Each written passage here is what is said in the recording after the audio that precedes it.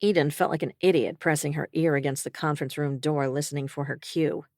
But it couldn't be helped. If she wanted her future to be free of well-meaning, ill-informed string-pulling, she needed to present her case in exactly the right way. And then she would be free of Davis Gates forever.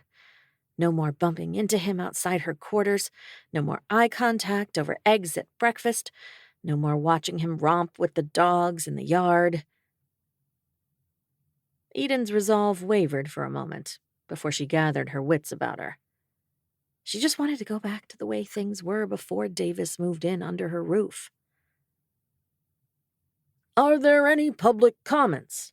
Eden heard Bruce Oakley's muffled voice through the door. That was her cue. She turned the knob and pushed. And in her haste, she tripped over her own feet, stumbling into the room. She didn't stop until she caught herself on the snack table, sending a dozen pink iced cupcakes tumbling to the floor. "Aw," Gordon Berkowitz, a slim figure in unwashed tie-dye, lamented the sugary loss from across the room. The tables were set up in a U-shape, with everyone facing a large whiteboard where Bruce wielded colored markers and a shocked expression. Gordon's wife, Rainbow, an intimidating figure in pinstripes, gaped like a guppy at Eden. As bank president in the hippiest town in the Northeast, it took a lot to surprise Rainbow. Eva had her face buried behind her hands, but the rest of the committee stared in confusion.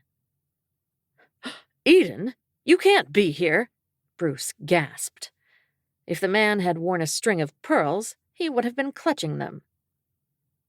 Ellery's dark purple lips were pressed in a thin line, her eyes wide with surprise. "Is the building on fire? Do we need to evacuate?" A murmur went up around the room, and Gordon bolted from his seat. "Oh my God!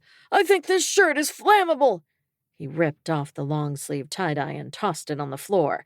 He nearly trampled Amethyst Oakley, Bruce's beehived wife, who actually was clutching her pearls. "There's no fire!" Eden shouted over the commotion. Rainbow grabbed her husband by the belt and yanked him off of the windowsill. "I have a public comment," Eden announced, righting herself and accidentally smearing pink icing down the front of her black turtleneck. She fished her index cards out of her back pocket and cleared her throat. "I hereby officially voice my dissent for my match." That got a bigger reaction than when they thought the building was on fire. Amethyst swooned into the arms of the unsuspecting Wilson Abramovich. Bruce bent at the waist to suck in shuddering gasps of air. Gordon picked up a cupcake off of the floor and bit into it, wrapper and all. Bobby, the unflappable proprietress of Piece of Pizza, sat calmly like a goddess waiting to deliver judgment. While Ellery anxiously flipped through her binder, Eva was very busy studying her fingernails and not making eye contact with anyone. Her sister Gia sent her worried looks. "According to Section 718, subparagraph G, I have the right to petition the committee to cease and desist in their matching actions." Binders slapped open and pages were turned with panicked enthusiasm. "Holy crap," Ellery gasped. "That's a thing. She can do that."